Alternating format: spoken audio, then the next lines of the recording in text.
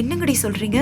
சந்திரன் ஒத்துக்கிட்டானா என நிலா கேட்க, ஆமாண்டி, சும்மாவே ஆடுவா, இப்ப சொல்லவா வேணும் என்று மைத்திலியை கிண்டல் அடித்தவாறு இருக்க, மைத்திலி வெட்கப்பட்டவாறு, சும்மா இருங்கடி, நீங்க முதல்ல போங்க, நான் அப்புறமா வரேன் என மைத்திலி கூறியவள் மேலும், நிலா, உனக்கு உடம்பு சரியில்லைன்னு அப்பா சொன்னாரு, டேப்லெட் எல்லாம் கரெக்டா போடு, நான் அப்புறமா வந்து உன்னை பாக்குறேன், இங்க தானே இருக்க போறேன் என்றவாறு மைத்திலி போக, அவள் கூறுவதை கேட்ட நிலாவுக்கு தான் ஒரு கணம் தன் தலையில் இடியே வந்து விழுந்தது போல இருக்க, மைத்திலி சொல்வதை கேட்டு ஆடி போனவள் அவள் போகும் தடத்தையே பார்த்தபடி இருந்தவள் தன் அறையின் கதவை வேகமாக வெறுமனே சாத்திவிட்டு கதவின் மேலே சாய்ந்தவாறு அமர்ந்தவள், என்ன என் சந்திரா இவளோட இருக்க ஒத்துக்கிட்டானா?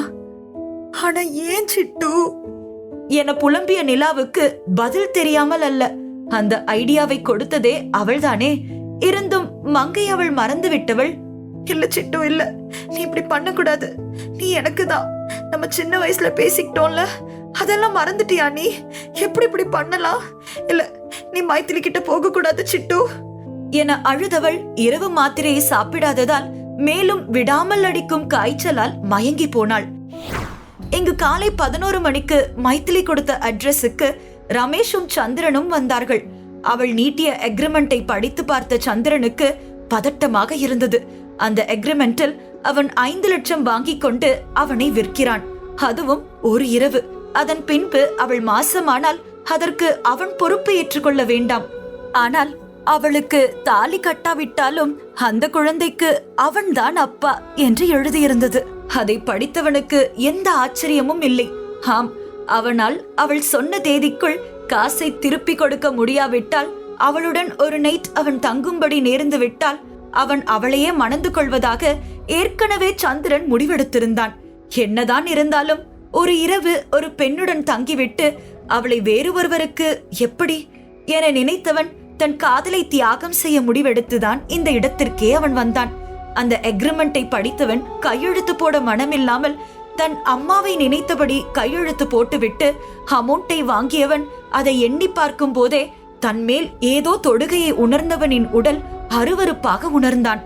சந்திரன் ஒரு அடி தள்ளி போக மைத்திலி அவனின் இடையை மேலும் இறுக்கி பிடித்தவள், சந்திரா, நீ செம்மையா இருக்கடா, அதுலயும் உன்னோட ஆர்ம்ஸ் வேற லெவல், உன் ஆன்மை என்ன கொல்லாம கொல்லுதுடா என்றவாறு மைத்திலி சந்திரன் நெஞ்சை வருடினாள். அவனின் கழுத்தில் ஒரு முத்தத்தை அழுந்த பதிக்க சந்திரன் அவன் உடம்பில் யாரோ நெருப்பை அள்ளி கொட்டியது போல உணர்ந்தான். அவனின் அழகிய உதடுகளை தன் கையால் பிடித்த மைத்திலி, என்னடா, எந்த கெட்ட பழக்கமோ இல்ல போல, அப்படியே பப்பாளி பழம் போல உதட்ட பளபளப்பா வச்சிருக்க, பார்க்கும் போதே கடிச்சு தின்னணும் போல இருக்கே என்றவாறு மைத்திலி அதற்கு முத்தம் கொடுக்க போக அதை பார்த்த ரமேஷிற்கோ கோபம் பற்றி கொண்டு வந்தது. சந்திரன் மைத்திலி தனக்கு முத்தம் கொடுக்க வருவதை பார்த்தவன் எதை பற்றியும் யோசிக்காமல் தன் உதட்டில் இருக்கும் அவள் கையை தட்டி விட்டவன் அவளிடமிருந்து சற்று விலகினான்.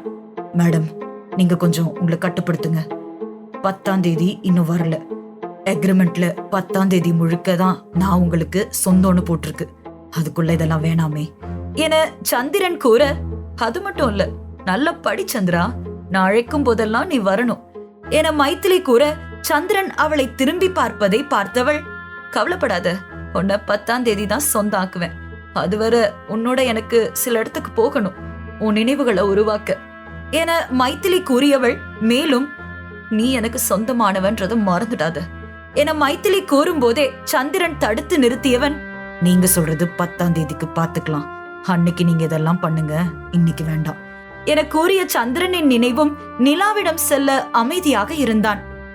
ஆமா மைத்திலி மேடம், இந்த அக்ரிமெண்ட் ஐடியா போட்டு கொடுத்த நிலா மேடம் எங்க என ரமேஷ் கேட்க, ஓ அவளா, அவளுக்கு உடம்பு சரியில்லை என மைத்திலி சொன்ன அடுத்த கணம் சந்திரனின் முகம் மாற தொடங்கியது. இருந்தும் சிரித்தவாறு பணத்தை வாங்கி கொண்டு வெளியே வந்தவன் அந்த பணத்தை ரமேஷிடம் கொடுத்து, டே, இந்த பணத்தை ஹாஸ்பிட்டல்ல போய் சீக்கிரம் கட்டிடு, அம்மா கூடவே இருடா, எங்கேயும் போயிடாத, நான் இதோ வந்துடுறேன் என்று சந்திரன் கூறி நிலாவை பார்க்க சென்றான். தான் ஆடாவிட்டாலும் தன் தசை ஆடும் என்பது போல நிலாவின் பெயரை கேட்டவுடன் அவள் மேல் அவனுக்கு இருந்த கோபம் அனைத்தும் காத்தோடு கரைய சந்திரன் அவளை பார்க்க ஓடினான். தன் மனதில், நேத்துக்கு நல்லாதான் இருந்தா, ஒருவேளை குதிரையில இருந்து கீழே விழுந்ததால ஏதாவது இன்ஃபெக்ஷன் ஆகிருக்குமோ என நினைத்தவாறு சந்திரன் சென்றான். ஊர் தர்மகர்த்தா வீட்டிற்கு வந்தவன் மறைந்து மறைந்து எப்படியோ மேலே இருக்கும் நிலாவின் அறைக்கு வந்தான். கதவை மெல்ல தட்ட அது ஓப்பனிலேயே இருப்பதை பார்த்தவன், என்ன கதவை கூட தாப்பால் போடாம விட்டிருக்கா என நினைத்தவாறு உள்ளே வந்தவன் ஒரு கணம் அதிர்ந்தான். உடனே சென்று கதவை சாத்தி தாழ்பால் போட்டவன் திரும்பி அவளை பார்த்தவாறு அவள் அருகில் சென்றான். ஆம், அவள் படுக்க அவளின் பட்டு மேனிக்கு பஞ்சு மெத்தை இருக்க, ஆனால் மங்கை அவள் அதை விடுத்து தரையில் பூமாதேவியுடன் நலம் விசாரித்துக் கொண்டிருந்தாள்.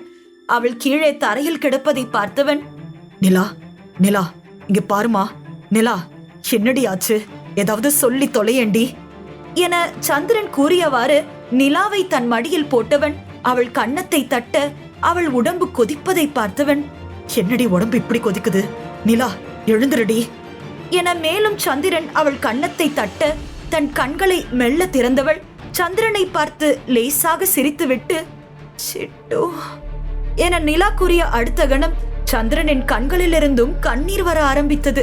அவள் அரை மயக்கத்தில் இருந்தாலும் அவனை அடையாளம் கண்டு கொண்டாலே என சந்திரன் நினைத்தவனின் நினைவும் சின்ன வயதில் அவளோடு இருந்த நாட்களின் நினைவுகளை தழுவி வந்தது.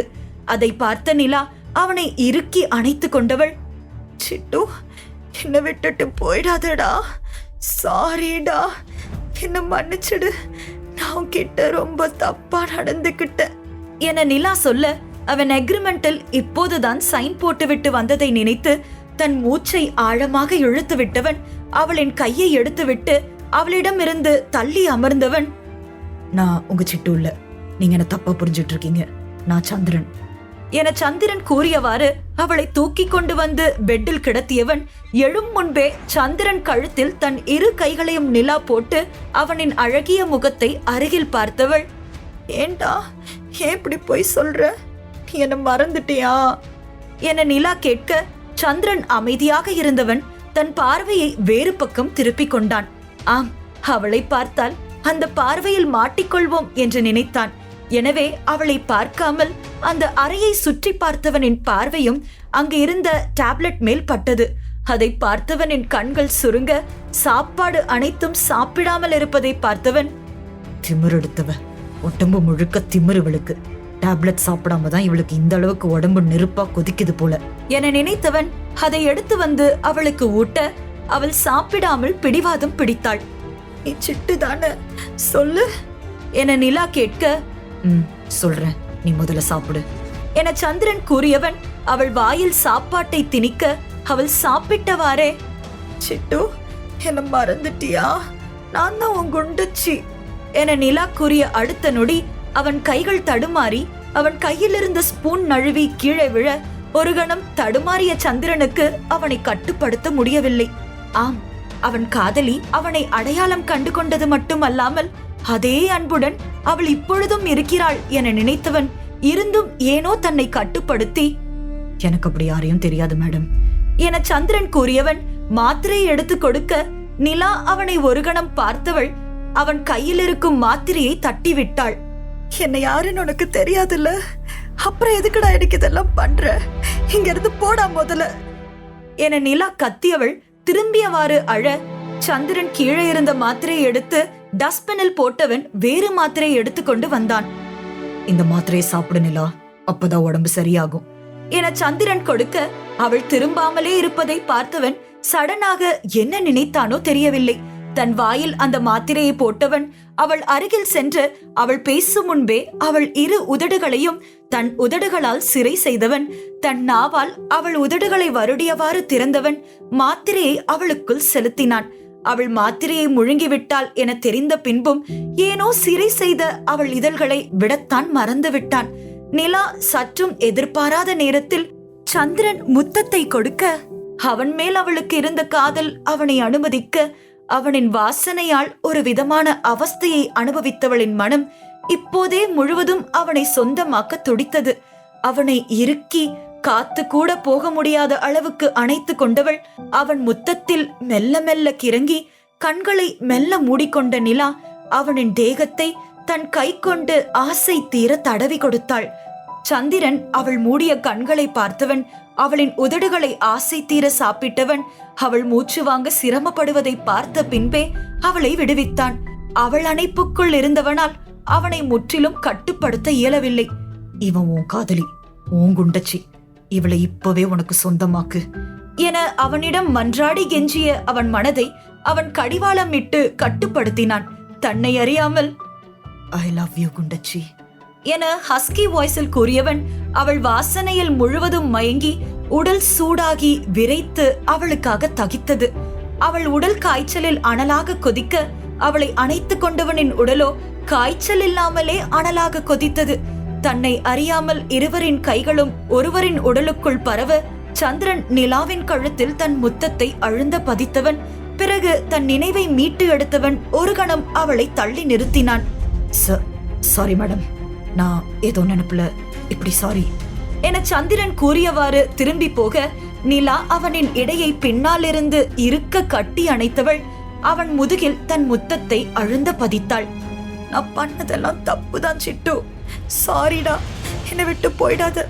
எனக்கு ஒன்னு விட்டா வேற யார் இருக்கா? நான் சின்ன வயசுல கூட உன் கூட தானே இருப்பேன். சின்ன வயசுல இருந்து இப்ப வரைக்கும் நான் உனக்காக மட்டும்தான் காத்துக்கிட்டு இருக்கேன்.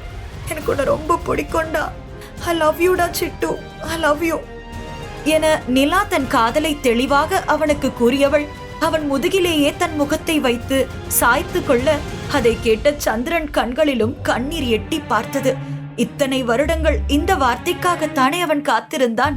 அவன் தனக்கு பிடித்தவளிடமிருந்து கேட்க ஆசைப்பட்ட அந்த வார்த்தையை இன்று அவன் கேட்ட அடுத்த நொடி அவன் கண்களிலிருந்து கண்ணீர் வர அதை துடைத்தவன், காலம் கடந்துட்டு நிலா, இனி என் பின்ன வராத, நானும் வரமாட்டேன் நிலா என சந்திரன் கூறியவாறு அவளை விட்டு பிரிய மனமில்லாமல் தன் இடையில் இருக்கும் அவளின் கைகளை கண்ணிமைக்காமல் ஒரு கணம் பார்த்தவன் அவள் கைகளை எடுக்க மனமின்றி எடுத்து விட்டான். இனி ஒரு நொடி அவள் அருகில் இருந்தால் கூட அவனாலும் அவனை கட்டுப்படுத்த முடியாது என நினைத்தவன் அடுத்த கணமே அந்த அறையை விட்டு வெளியேறினான். அவன் போவதை பார்த்த நிலா, ஏன் சிட்டு, ஏன் இப்படி பண்ற? ஏன் என்ன கொல்லாம கொல்லுற? நான் பண்ணினது தப்புதான், நான் தான் சாரி கேக்குறேன்ல, அப்புறம் ஏன் என்ன ஏத்துக்க மாட்டேங்கிற என கூறிய நிலாவின் கண்களில் கண்ணீர் தான் நிற்கவில்லை. இருந்தும் அழுதவள் சடனாக தன் உதடுகளை தொட்டு பார்க்க சற்று நேரத்திற்கு முன்பு சந்திரன் அவளுக்கு எப்படி மாத்திரை கொடுத்தான் என்பது நினைவுக்கு வர சிரித்தவள் பிறகு ஏனோ அழுதவள் அவ்வாறே தூங்கியும் போனாள். இங்கு சந்திரன் அவள் அறையை விட்டு வெளியே வந்தவனின் மூச்சுக்காற்றும் கடல் அலையை போல ஆர்ப்பரிக்க அவனின் இதயமோ விட்டால் வெளியில் குதித்து ஓடிவிடும் போல அந்த அளவுக்கு அவனது இதயம் வேகமாக துடித்தது. சந்திரன் தன் இதயத்தில் கை வைத்தவன் ஒரு கணம் நிலா என்று தன்னிடம் வித்தியாசமாக நடந்து கொண்டது, அவனை அணைத்தது, அவனை சிட்டு என அழைத்தது, எல்லாவற்றிற்கும் மேலாக ஐ லவ் யூ சிட்டு என அவள் கூறியதை நினைக்க நினைக்க சந்திரனின் இதயம் வேகமாக துடிக்க தொடங்கியது. மட்டுமில்லாமல் அது ஒரு விதமான இன்பத்தை அவனுக்கு அள்ளி கொடுத்தது. அதை நினைத்து சந்திரன் சிரித்து கொண்டிருந்தவன் பிறகு இன்று அக்ரிமெண்டில் சைன் போட்டதை நினைத்த அடுத்த கணம் அவனது இதயத்தில் யாரோ ஒருவர் அவன் அனுமதி எதுவுமின்றி ஈட்டியால் குத்துவதை போல ஒரு வலியை உணர்ந்தவன் தன் கண்களை வானத்தை பார்த்தவாறு மூடி திறந்தவன் அங்கிருந்து சென்றான். சந்திரன் யாரை திருமணம் செய்வான், இந்த பிரச்சனையை எப்படி சமாளிக்க போகிறான் என்று பொறுத்திருந்துதான் பார்க்க வேண்டும்.